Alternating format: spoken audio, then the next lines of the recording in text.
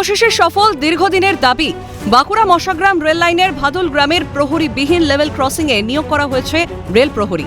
এই সিদ্ধান্তে খুশির হাওয়া গোটা এলাকা জুড়ে।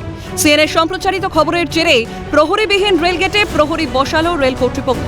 দীর্ঘদিন ধরে এই লেভেল ক্রসিং দিয়ে প্রতিদিন 10 থেকে 12টি গ্রামের মানুষ জীবনের ঝুঁকি নিয়ে যাতায়াত করতেন। প্রহরী না থাকায় ট্রেন চলাচলের সময় দুর্ঘটনার আশঙ্কা ছিল সবসময়।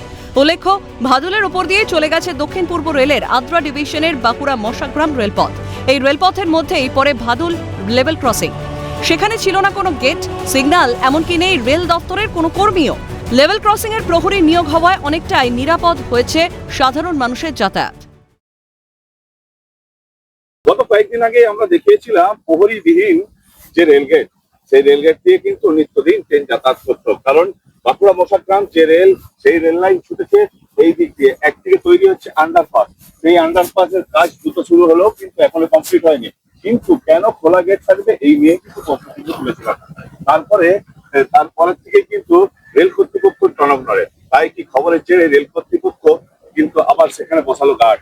অতি অবশ্যই খুশি, জনসাধারণ সবাই এটা ভালো। এটা সরকার একটা ইয়ে হয়েছিল যে একটা প্রহরী এখানে প্রয়োজন আছে, ছিল এককালে, মাঝে উঠে গিয়েছিল, এখন আবার যদি আপনাদের ইয়েতে এখানে দিয়েছেন, অতি অবশ্যই আমরা সবাই খুশি। ভালো প্রহরী দিয়েছেন, এটা তো ভালো। এটা তো আমাদের তো লাইফ রিস্ক থেকে আমরা বাঁচবো, আমরা দেখে শুনে পেরবো। তো প্রহরী তো ওরা তো দেখবে যে না আপনি যাবেন না, এখন কারণ ট্রেন আসছে। অবশ্যই আমাদেরকে অ্যালার্ট করে দিবেন, প্রহরী মানে আমাদেরকে অ্যালার্ট করে দিবেন।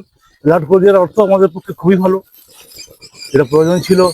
এতদিন আমরা এমনি পারাপার করতাম, কোনো লোক তো দেওয়া হয়নি, আমরা এমনি পারাপারি করতাম।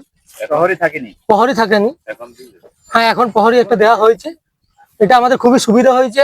একটা বিপজ্জনক রাস্তা, তো আমরা সেভাবে পারাপার করতে এখন খুবই সুবিধা। হ্যাঁ অবশ্যই, এটা একটা অবশ্যই মিডিয়ার ভূমিকা অবশ্যই আছে। পরিস্থিতি গুরুত্ব বুঝে এখন তৈরি হয়েছে আন্ডারপাস।